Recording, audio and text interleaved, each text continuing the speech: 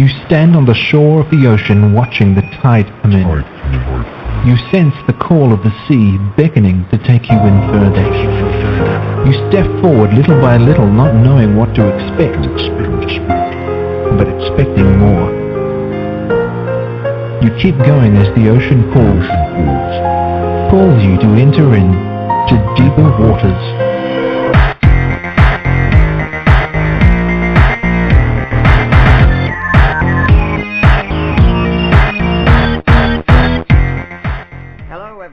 Welcome to the Deeper Waters Podcast. I am Nick Peter with your host, seeking to bring you the very best Christian scholarship in the project. We got an interesting topic lined up today. I was talking to my father-in-law, Mike McCona, about this. Mike, have you ever seen anyone approach the topic in this people? I can't think that I've had it approached this way. So, you heard it here first on the Deeper Waters Podcast, if he's right. Have you ever been giving someone, say, the minimum facts, and you say, where Jesus appeared to all these people, and who are we to doubt their eyewitness testimony? And have someone say, well, we have eyewitness testimony of alien abductions, too. Do you believe in those? Well, I figured if I'm going to talk about this kind of problem here, I need to get someone who knows aliens, abduction accounts, I should say, very well, who's very familiar with the science of the issues. And so I contacted my friends at Reasons to Believe, and we had Ken Sampers be offered to come on the show, and he's here right now to discuss this topic. So, Ken, welcome to the Deeper Waters Podcast. Hi, Nick. It's good to be with you today. Thanks for having me on.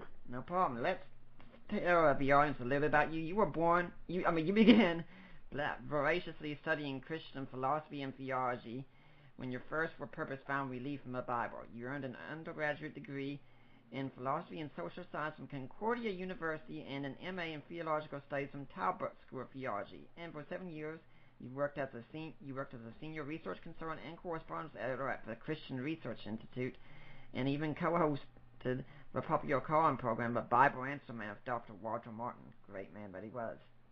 As a youth, you wrestled with unsettling feelings of meaningless and boredom, driving you to seek answers to life's big questions, including an encounter with Christian philosophy and Mere Christianity by C.S. Lewis, and an examination of the New Testament, to finally believe that Jesus is the divine Son of God, Lord and Savior of the world. And today, you are the senior research scholar at Reasons to Believe, using what you've learned to help others find answers to life's questions. You're the author of books like Without a Doubt, A World of Difference, and contributed to Lights from the Sky and Little Green Men, which is going to be directly instrumental to what we're talking about tonight.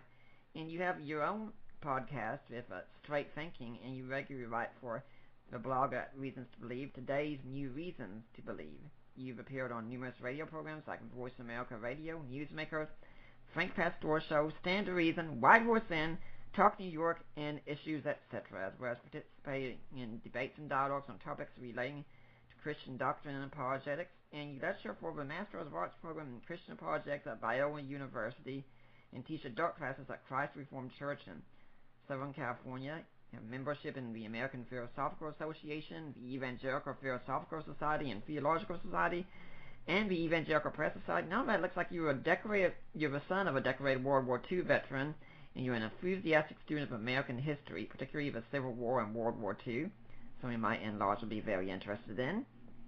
And your favorite Christian thinkers include Athanasius, Augustine, Pascal, and C.S. Lewis.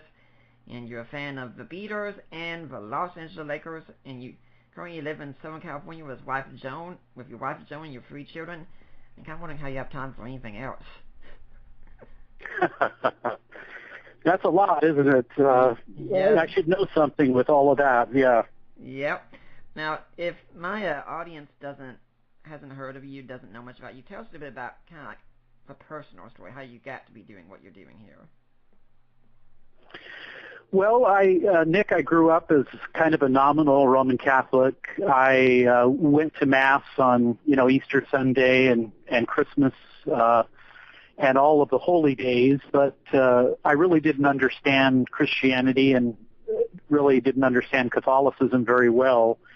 But when I was 20 years old, our family suffered a real crisis. My older brother, who was addicted to drugs and had some psychiatric issues, took his own life. And so that really kind of made me very interested in asking kind of the big questions of life. And it was through reading Mere Christianity that got me interested in Christianity. And then, of course, Jehovah's Witnesses knocking at my door made me interested in apologetics. And so it wasn't too long until I was very interested in the enterprise of defending the Christian faith. You know, when you talk about your brother having that suicide, I just posted some on my Facebook a while ago about how it's a shame the church doesn't really treat issues of mental illness very well at all. I think that's exactly right. It's it's a big challenge in our country and probably around the world. And I have great sympathy for people and empathy for families that struggle with these kind of challenges. So yeah. And with the Jehovah's Witnesses, Allie and I were at a conference back on September 26th, and my parents who live next door called me and said, "Hey, I think the Jehovah's Witnesses were by where you were gone." Darn it, they never come by. I thought I could have sworn my house had a big red X on their map or something. Let's get to the topic of the show. I mean, we know the accounts that the New Testament says that people saw the risen Christ, but we have so many people who say, well, some people claim that they've seen aliens, they've been abducted by aliens. Even when someone presents to you an alien abduction story, what's your thinking on it immediately?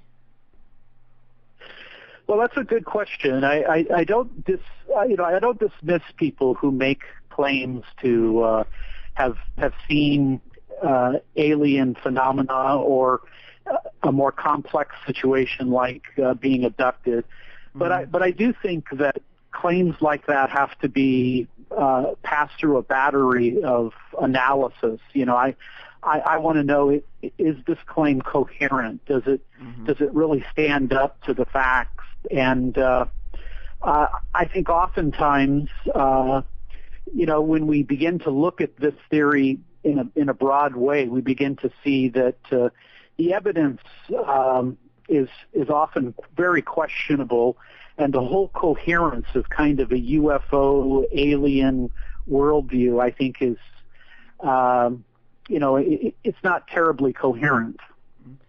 Well, how is it that it doesn't fit together? It doesn't seem coherent, because the skeptic out there is going to say, well, you've got claims of Jesus appearing and he was dead. That seems like a crazy claim to us, and yet you've got people who personally say they were abducted by aliens, and that's just as much eyewitness testimony, isn't it? So why accept one and not the other? So I think that's a fair question. I think when we begin to talk about and think through the claims of abduction and the various claims of UFOs, what we begin to realize is it's very difficult to have any kind of confirmation of what's taking place.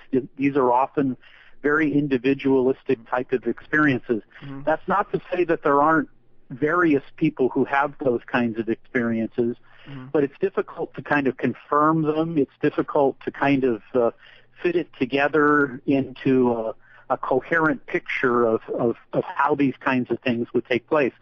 But I don't think that it should be dismissed, Nick. I think in reality what we're dealing with is a religious type of experience. I think rather than kind of an evidentiary, phenomenon, I think really it's more of a religious phenomenon.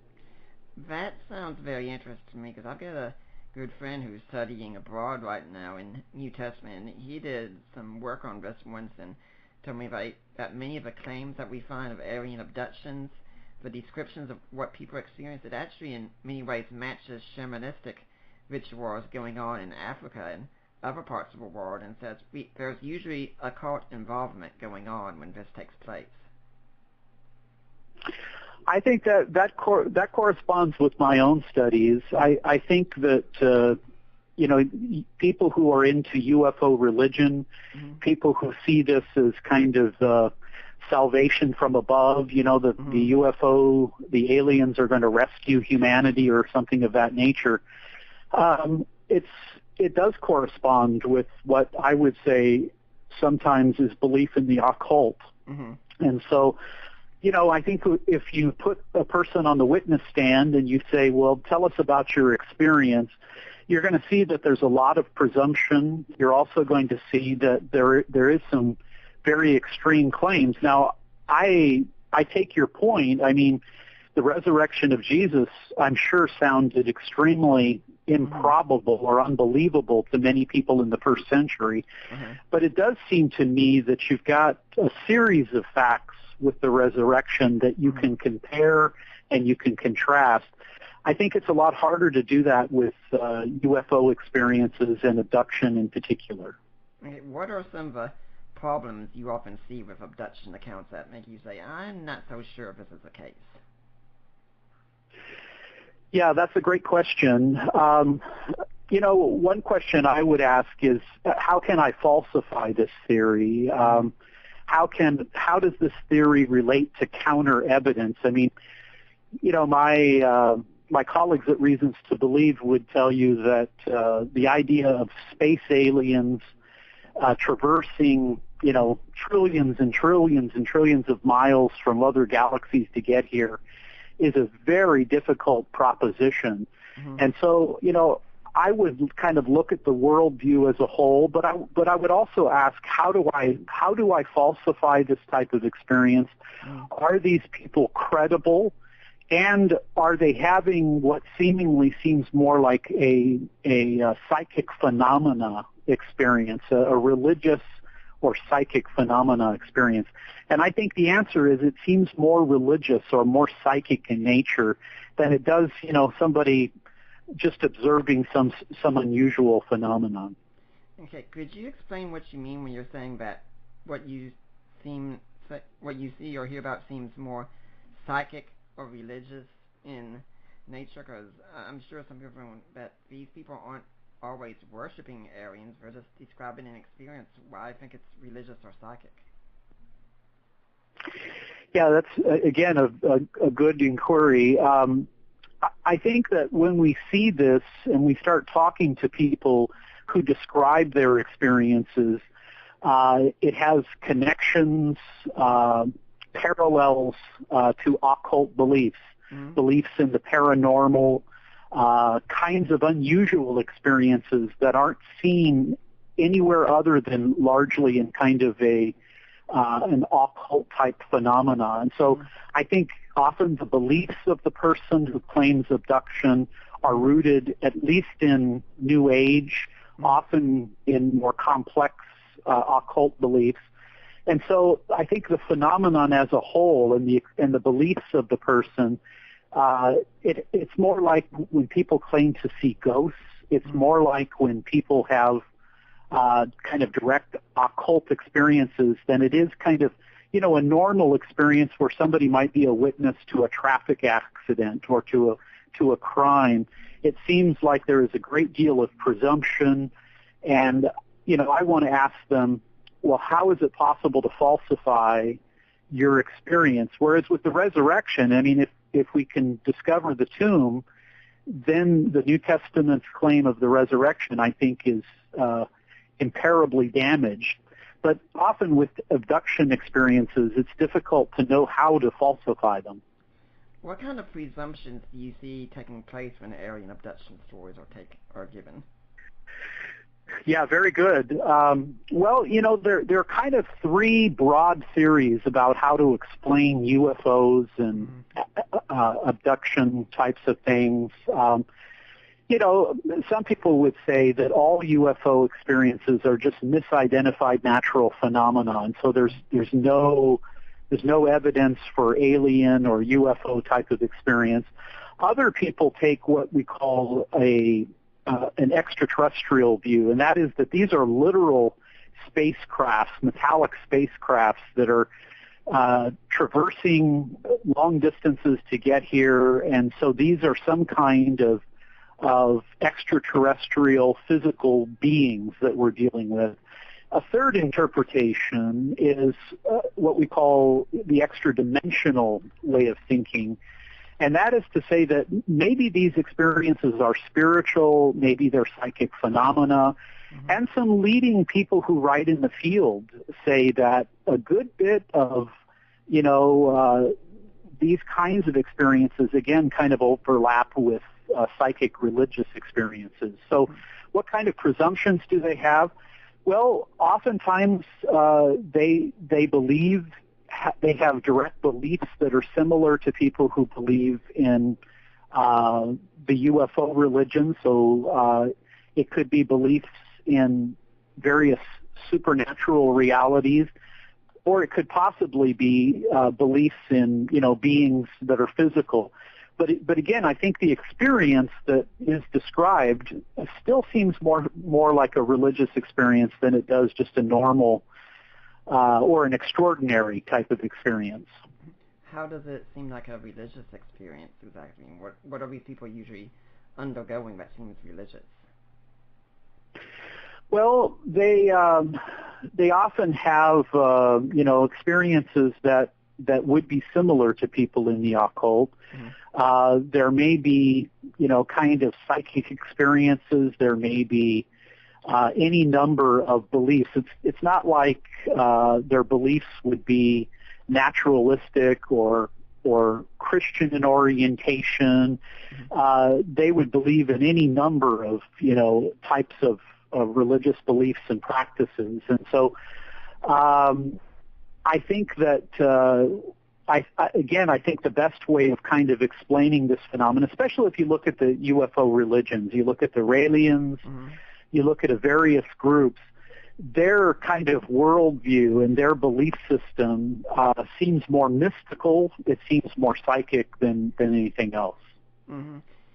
Yeah, I was just in fact thinking that there are some cases, of course, where people do see things that are unusual and hard to explain, even for some harder skeptics. Right now, I'm thinking of one story I read recently, and it definitely resonated when I saw it. The story, I'm sure you've heard of Charles Whitted UFO encounter with Captain Clarence Charles seeing a UFO, supposedly. And yes.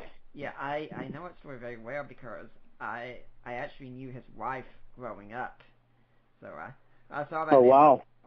Okay, I know this guy. I mean, there are a lot of things that, even if it's not an abduction, people see things, and no doubt they are UFOs, and that they're unidentified flying objects of some kind. What should we be asking ourselves when we hear these kinds of stories? Yeah, that's again a very good question. Let me simply add that I think the kinds of experiences that these people would have that would be similar to the occult would involve things like channeling. There would be belief in, some kind of medium, psychokinesis, automatic writing. So these are very similar type of beliefs or practices that we find in the occult. I think when somebody asks us about this, I immediately would raise a number of questions with people. I would say, is this a coherent worldview? Does it hold together? Do these beliefs, are they really well established? And, is there any way to counter them? These are those kind of tough questions that I think people should ask. And quite frankly, I believe that when people have these types of beliefs, it's possible that, we're talking to somebody who is either distorting or maybe somebody who has deep misunderstandings. But I do think that there is a religious type of experience, and I think some of the phenomenon of UFOs is difficult to explain purely naturalistically. So I think we need a heavy dose of skepticism toward everything alien and UFO, and I think we should do a little comparing and contrasting of is this a religious phenomenon? And when you were talking about the channeling and the automatic writing and such, I was thinking immediately about the book When Prophecy Fails, about the group that was convinced that the aliens were going to come and deliver them before they pretty much wiped out the earth. And then when it didn't happen, well, lo and behold, this group was just so pious that the earth was saved anyway, and it was meant to be an example of cognitive dissonance. Yeah, I think it's interesting. A student of history. I have 2 history channels on my TV, and I've noticed that the History Channel devotes a lot of time to beliefs about aliens who came, in the ancient world and helped humanity kind of develop certain technology and things like that. Mm-hmm. It really does seem to me that this is an alternative religion. It's an alternative worldview. It's an alternative religion. And, they are looking for salvation, but instead of salvation coming through the person of Jesus Christ, it comes from UFOs and alien beings that will rescue humanity. So this is, it may seem strange, it may seem unusual. Some people may scoff at this, but I don't think that we should. I think we should really take this seriously because a lot of people gravitate toward some kind of extraterrestrial explanation. And even NASA, they have the SETI program, and I'm not saying that SETI believes in UFOs, right, but there is this question about life in outer space and how do we best, is there any way of knowing that? And so there's kind of a crossover between UFOs and extraterrestrials. Yeah, well, I'd like to remind everyone that you're listening to the Deeper Waters podcast. We're only going to have an hour show today, as much time as Ken's able to give us today. So today we're talking about alien abductions and resurrection. But if you're listening next week, we're going to be talking about coffee some, although I prefer we talk about tea. More specifically, we're going to be talking about coffee with Jesus. We're going to have David Wilkie on, who does the popular comic strip Coffee with Jesus, and we're going to be talking about art and apologetics. What can Christians do in the world of art if they're artistically talented, much like my wife is, to advance the kingdom of Christ? So I hope you'll be listening next week. But now we're going to get back to our talk with Ken Sampras, and I'm so glad you mentioned the History Channel, because inevitably, whenever anything like this comes up, most of us think of Giorgio Tsoukalos, and for anyone who doesn't know, that's the guy on the History Channel with the crazy hair who pretty much seems to think aliens are the answer to everything. I know you said we should take things seriously, but sometimes it's kind of hard to take it seriously. It has become a joke online. Yeah, that's right. I mean, a lot of this stuff is very difficult to take, to be credible.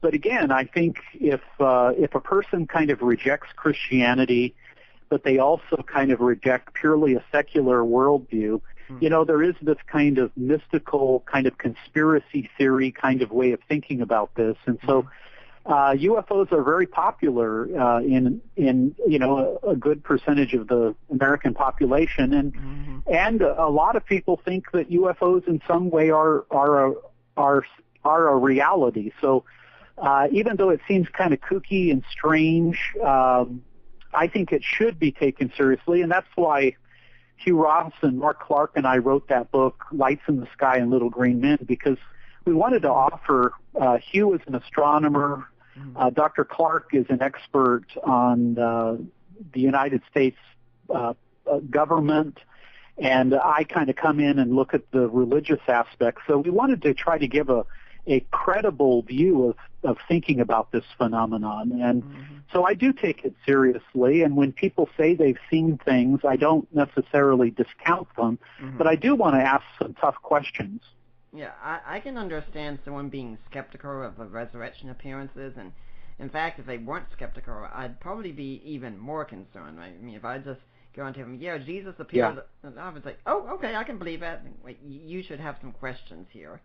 And so I'd want people to be skeptical of the claims of a resurrection and study them, and be skeptical of the claims of alien abductions and study them. Could one of our major difference between alien abduction claims and claims of a resurrection be also that very few of these abductions involve groups, as it were, being abducted, whereas with a resurrection appearances, you have 500 people at one time seeing them? Yeah, I do think that is different. I mean, there are people who, there are a number of people who claim to have been abducted, but oftentimes they are very isolated. Sometimes it might be, two people. Often it's one person. I don't know that there's anything like a large group of people that have testified to this kind of abduction. And from my point of view, it seems like abduction is one of the later stages. That is, if you look at the kind of UFO alien phenomenon, it's one thing to see maybe strange lights in the sky. Mm-hmm. It's another thing to have a close encounter type of experience. And I think abduction would be even a more unusual, a more developed type of phenomenon. And so, yeah, I think the resurrection and alien abduction differ in a number of ways. And one of them, I think, would be, as Paul mentions in 1 Corinthians 15, more than 500 brethren at a single time seeing Christ. Mm-hmm. Now, you've talked some about the incoherence also in your mind of the alien religions and such. And is there anything that seems automatically incoherent on the face of it about claiming aliens, even before we get to the religious aspect? Are there any problems that we encounter there? Yeah, I guess I would go back to that kind of, three views of explaining the phenomenon. Mm-hmm. A lot of people who are connected, you mentioned the gentleman that's often on the History Channel, often they embrace the extraterrestrial interpretation, that these are real physical beings, metallic type crafts. They're coming from, some other solar system, some other planet. Well, there are problems with that theory in and of itself. One, as I mentioned, the tremendous distances. Hugh Ross would suggest, again, an astronomer, that it would take multiple generations of aliens to traverse the kind of distances that we're talking about. And, of course, you would ask, well, what kind of technology do they have that, would allow them to have that kind of reach, if you will. You also have other questions that I think that are appropriate to ask. Why would they invest the time in humanity? And I think when you begin to look at kind of the broader ET extraterrestrial kind of worldview, it doesn't seem to be a view of reality that corresponds with well-established science. It seems to be more of a strange phenomenon rather than any kind of rational phenomena that can really be put to the test. Mm-hmm. Now, of course, scientists should take claims seriously enough to say them. I mean, I have no opposition to SETI going on, for instance. But at the same time, are there any major scientists that are just out there saying, okay, yeah, we are really fully convinced right now that there are extraterrestrials out there? Well, I guess I would put it this way. I think that, I think if you go back to somebody like a Carl Sagan, who did the original Cosmos program on PBS,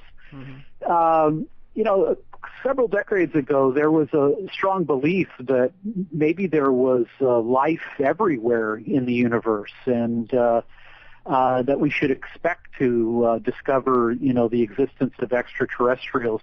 However, that view has been critiqued. I mean, people have come along and said, if evolution really did produce humanity, then why wouldn't it produce, beings in throughout the solar system or throughout other solar systems or throughout the universe? I think, however, people in the scientific community have recognized that the Earth is a pretty special place, that there are a lot of fine-tuning scientific elements that make Earth and life on planet Earth very unique. And I think that, there are people who hold out belief that maybe there is extraterrestrials, but maybe there's no way they can contact us. Maybe there's no way they could ever connect with us. Other people would say that it may be that the rest of the universe is not habitable, but scientists have a lot of theories about extraterrestrials. But usually, when it comes to UFOs, they reject that idea. But again, I would tell you, and we discussed this in our book, Lights in the Sky and Little Green Men. Some of the phenomenon of UFOs is very difficult to explain purely naturalistically. That is, most of it, I think, can be explained naturally. Maybe 90, 95, maybe 99% could be explained naturally. But there is this kind of residual experiences that, again, struck me a lot more like being a religious experience and very difficult to explain from a purely secular or naturalistic point of view. And when you were talking about what Carl Sagan said, I couldn't but think of where C.S. Lewis once said, and since you're a big fan of his, you might even remember where he said this, something along the lines of that there was a time when people were saying that Earth was unique, that this is the only place where life is, and we said, well, see, that damages the case for theism, because if theism were true, you'd expect there to be life everywhere instead of a universe so uninhabitable. And then, if we found that life was everywhere, but our planet wasn't unique, they say, well, see, that goes against the case for theism, because there's nothing special about our planet anymore. And that, see, what we were saying is, any way you interpret the data, they're going to say theism loses.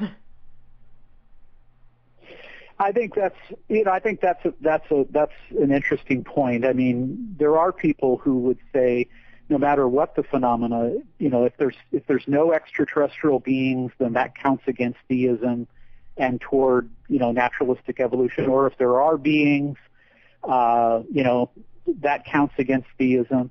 I think there's a lot of presumption there taking place, but I can't rule out. I mean, moving from UFOs to the question of extraterrestrials, I mean, even Thomas Aquinas in the 13th century raised the question, could God have created beings in space? And, so Christians for centuries have considered that could creation be more complex than what we know it here on planet Earth? And, I think there are challenges to that whole question. I mean, and Thomas Aquinas recognized that. He realized, well, if there are beings in other worlds, and if they're conscious beings, would they rebel? Would they be sinful? And then how would Christ somehow reach them with atonement? So it's interesting to me that even in the Middle Ages, Christians were asking questions about, is this all there is? And I think you're right. I think oftentimes people will look at a phenomena and their presuppositions will interpret it their way. And that's why I think we have to ask people, and we have to be honest about ourselves, what kind of presuppositions do we bring to this phenomena? Yeah. It's my understanding about Lights in the Sky and Little Green Men. It's been years since I've read it, but if I'm remembering correctly, you and Ross and Clark think that a lot of this stuff is really demon activity going on, even making sometimes appearances as these kinds of objects. Is that correct? Well, I would put it this way. I would say we think that the vast majority of UFO phenomena can be explained purely naturalistically. Maybe it's a misidentified natural phenomena or a misidentified, spacecraft or something. But we do believe that there is a small percentage of reports and experiences that are very difficult to explain, just naturalistically. And we think that there's some kind of parallel to religion, and the religion is usually some kind of occult or psychic religion. So we then raise the question from a Christian worldview, could there be a demonic presence here? And again, when I've looked at some of the data, it's very weird, it's very strange, and the only connected area I can find is in kind of occult religion. Yeah, I'd like to remind everyone that you're listening to the Deeper Waters podcast here, and everything we do on our show is listener supported. All the work that we do here, and I mean, right now, if you've seen my Facebook, you know we're talking about transferring our site over to another server due to some trouble we're having, and yeah, that costs something, and I am still working on my own education. That costs something. And we would really appreciate if we could get the support of listeners out there. If you go to our page at deeperwaters.ddns.net, you'll see a link that says Help Support the Work of Deeper Waters Christian Ministries. You click the link there, and you'll get taken to Risen Jesus, the ministry of Mike and Debbie Lacona, my in-laws again. And you could be asking, did I go to the right place? Yes, you did. You make a donation there, and you contact me or Mike or Debbie, someone connected with Deeper Waters or Risen Jesus, and say, hey, I made a donation. I want to go to Nick Peters. I want to go to Deeper Waters. They'll make sure we get your donation. We'll be tax deductible.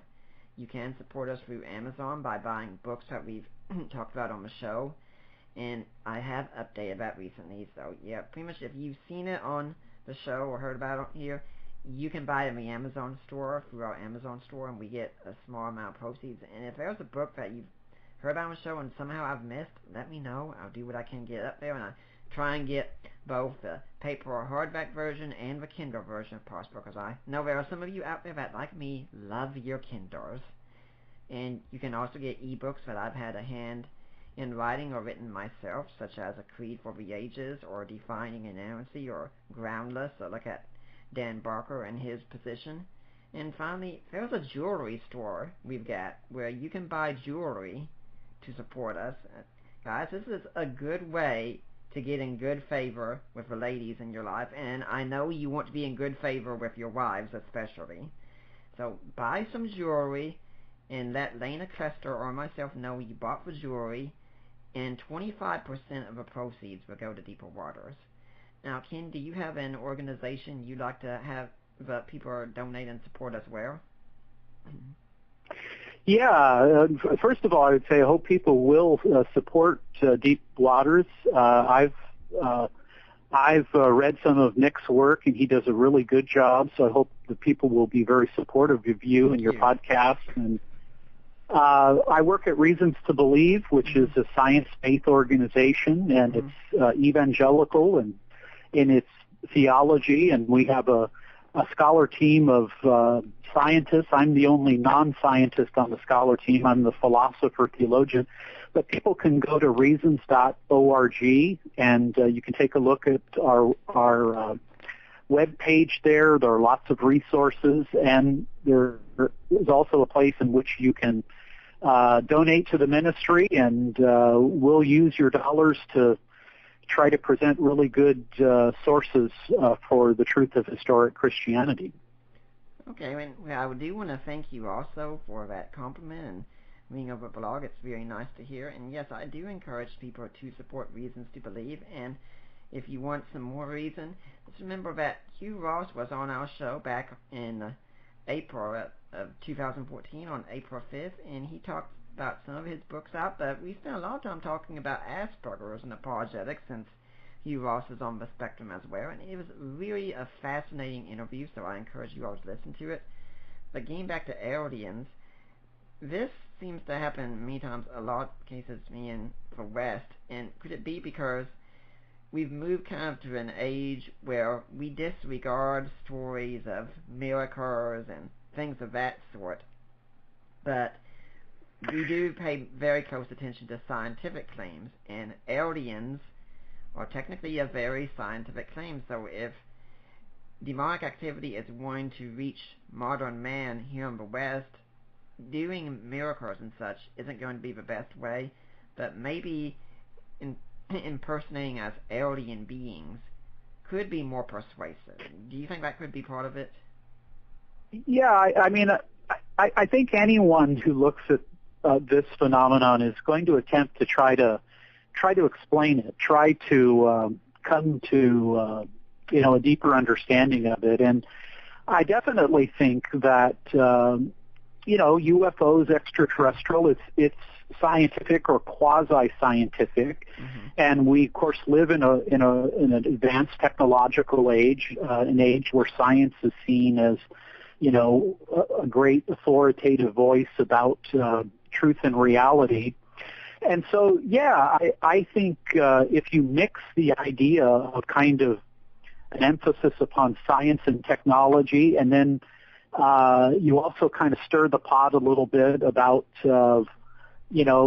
different kinds of New Age spirituality and things like that, I think that is part of the explanation. I mean, some of the statistics of people who believe in the reality of UFOs, that number is very high, and often it's a conspiracy theory. Often people believe that the government knows about UFOs or knows about extraterrestrial contacts but has not told us, and so, the government is involved in these kinds of things.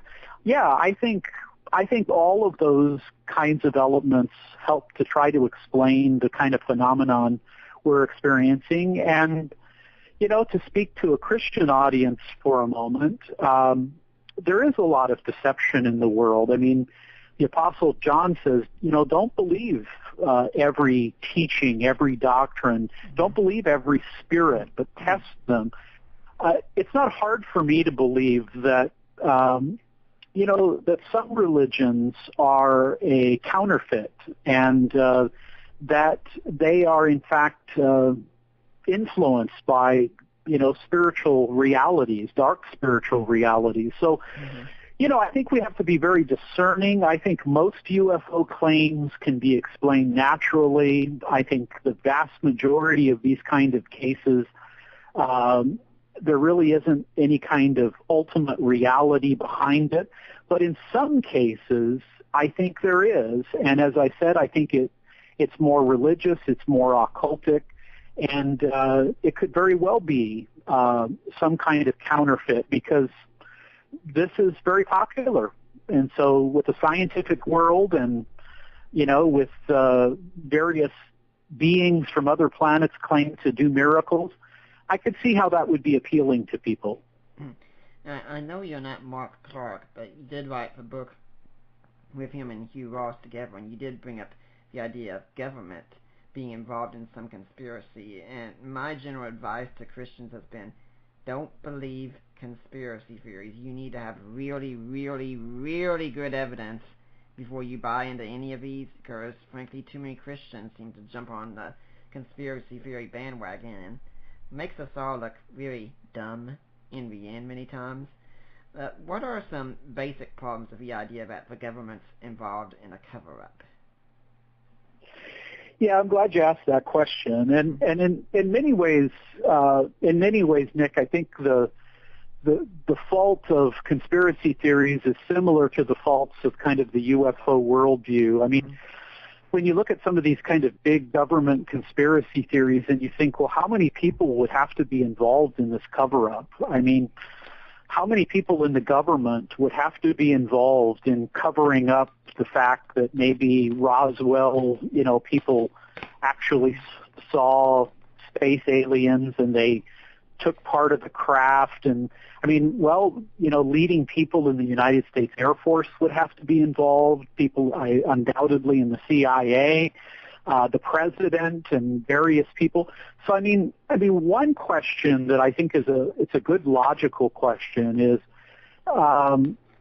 how many people would have to possibly be involved in this conspiracy theory, and what would be the odds that they would, somebody couldn't hold their tongue? I mean, It seems to me when you look at the resurrection, the apostles, they had good reason to question or doubt the resurrection in light of the persecution they experienced. But it was the reality of that resurrection that gave them a great deal of strength to stand up to persecution from the Romans and from Jewish sources. I would raise the question, I mean, how many people have to know about this kind of conspiracy? And then does it really correspond to the facts? And what about counter evidence? And again, that good question, how do I falsify all of this?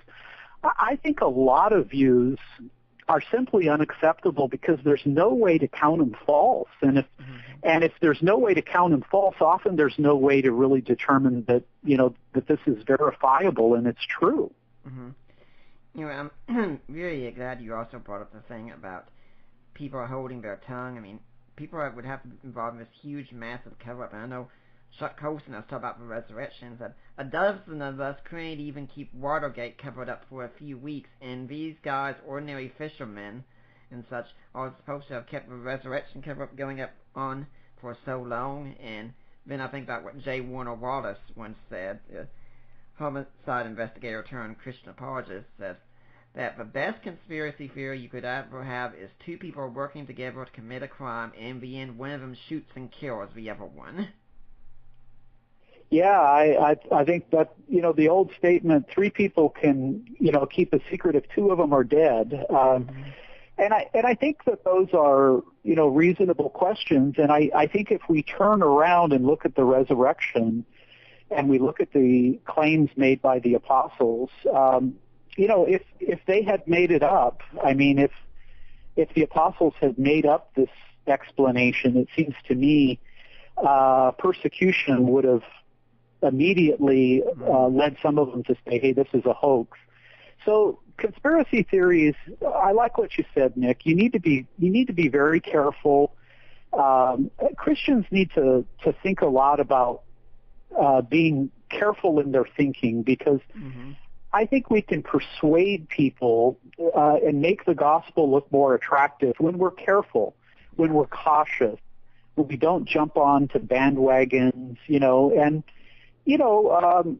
people are looking at us and they're asking the question, is that person credible? How do they handle truth claims? Are they careful? Or is there a healthy dose of skepticism in their way of thinking? So I think Christians can do a lot of good by showing people that they're very careful in the way that we think, and we don't play fast and loose with evidence or fact. Yeah, I've posted a few times saying, Christians, if you go on Facebook and you hit share immediately on a claim without giving it any verification, looking it up or anything like that, and people can see it's false in 5 minutes just by doing a little bit of research, why should they take your claims seriously about the resurrection anymore? Yeah, one decision I made, Nick, is, when I go on the web, there are lots of quotes, but very seldom do people actually give the reference to the quote. And I've decided just to try to be very careful, and I won't put a quote up on the web unless I give you a reference, so that you can, if it's a quote from C.S. Lewis or St. Augustine or Gary Habermas, you know that you can go there and you can check the source, and you know that I've relayed the quote carefully. And I think those are good practices. I think intellectual honesty is one of the most attractive elements that can be found in a Christian. And so, the web makes all kinds of claims. There are all kinds of spooky things, and you do have to be careful. And I think we should be careful and again, skeptical in a good sense of any kind of unusual or strange things that we see or hear on the web. I also like how you brought up the resurrection appearances with comparing it to persecutions. And if the disciples had just made this kind of thing up, persecution should have really changed their minds. Like, even if they hadn't made it up, if they start getting persecuted, they'd probably think, maybe I really need to re-examine what I believed.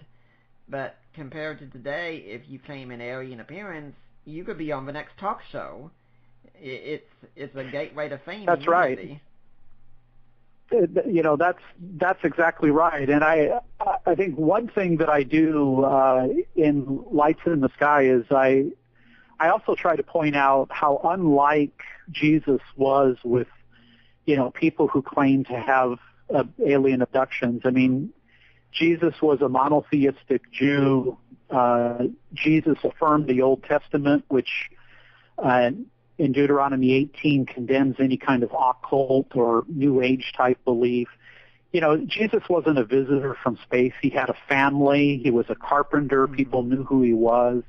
And I think it's important to kind of point out that Jesus' resurrection or ascension, they don't have any of the same characteristics as kind of these unusual UFO elements. And so I try to point out why Jesus is not a good candidate to be a visitor from outer space. And I think someone like Michael Licona-Neves would point out that the social context and the historical context of Jesus is totally different. I mean, with the resurrection, we're not just talking about, hey, there was some random guy resurrected, let's call him the Messiah, but this was someone who made very specific claims and had a very specific event happen to him in an atmosphere charged with religious significance. That's a very good point. Yeah, it's not a happenstance. It's not a, kind of a strange. It's a extraordinary event, but it happened within a particular historical and cultural context. That's a good point. Yeah. And it's also very interesting to talk about why aliens would come all this way, that whenever aliens seem to show up, they always seem to have the exact same message from what I've seen, that all religions are the same, and you are basically God, and things like that. So it's amazing that aliens have traveled so far to tell us exactly what the New Age movement has been trying to tell us for so long. That's a very good point as well. The message does seem very similar. It seems New Age in orientation, and you're right. If you listen to the various testimonies, they seem to have kind of a similar spiritual appeal, and it's very anti-Christianity. It's much more pluralistic, much more inclusivistic. And critical of any religion like Christianity that says there's one way to God. Well, for my audience out there who might be encountering someone, I'm sure one of the first things you'd recommend is reading Lights in the Sky and Little Green Men, and I would indeed recommend reading that book. But when they come to the individual claim itself, other than how could this claim be falsified, what are some of the questions they need to be asking even to the person who makes this kind of claim? Yeah, very good. I would say I would ask 5 questions. I would say, does this theory or does this belief hold together foundationally? So there I'm asking the question, is it internally consistent? Does your worldview belief that backs this, is it structurally sound? Does it hold together? A second question is, does this theory support the facts? That is this belief based on facts? Does it do a good job of explaining the facts? Often UFO theories and conspiracies are short on facts. Third, what kind of presumptions are you bringing to the table? For me to believe this phenomenon that you're telling me about, everybody has presumptions. Everybody has a starting point. What are those presumptions?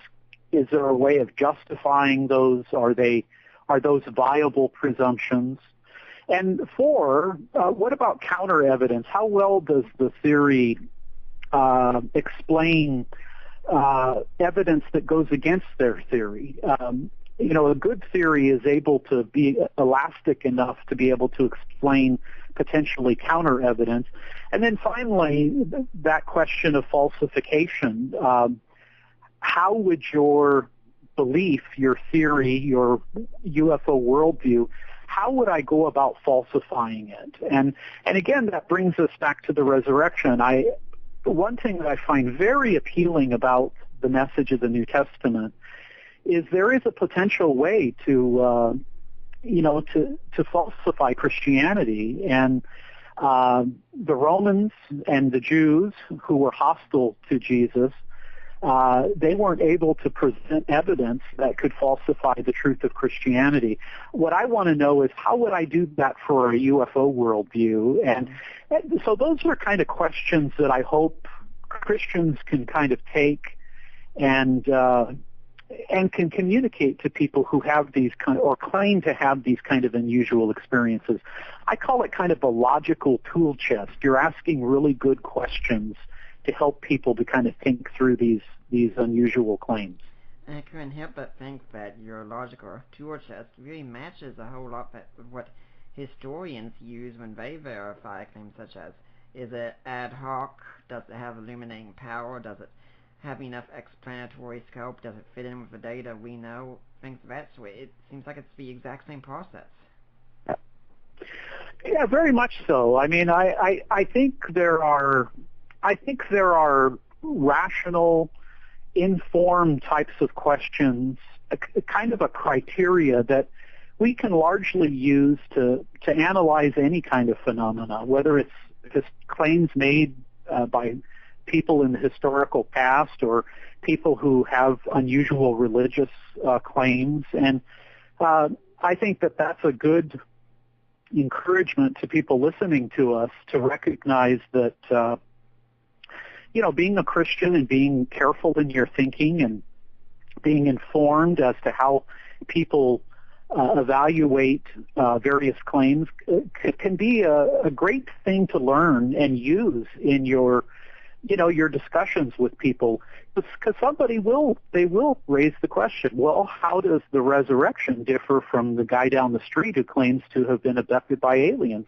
Mm-hmm. And that's when I think we can lay out some of the things we've talked about on this show. Well, Ken, it's been a fascinating hour, but unfortunately we're coming to a time to start wrapping things up. If people have been intrigued by what they've heard from you and want to find out more about you and your work, do you have a blog or a website place they can go to get in touch with you and find out more?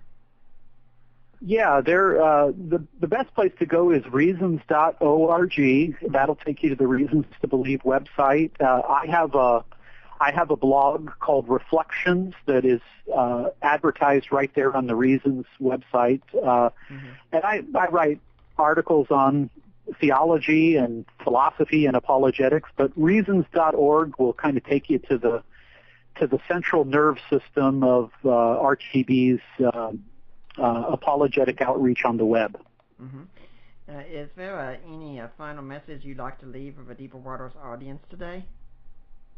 Well, I would, first of all, Nick, I would thank you for having such a helpful and thoughtful show where you can ask questions, and I would encourage your listeners to kind of take these things into account and use this kind of data to share our faith and to talk with people.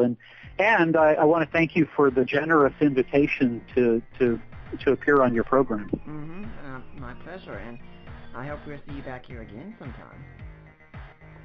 I'd love to do it, Nick. Very, very good. Thank you very much.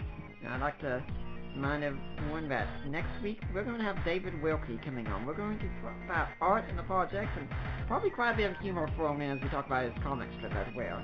For now, I'm Nick Peters, and I am signing off.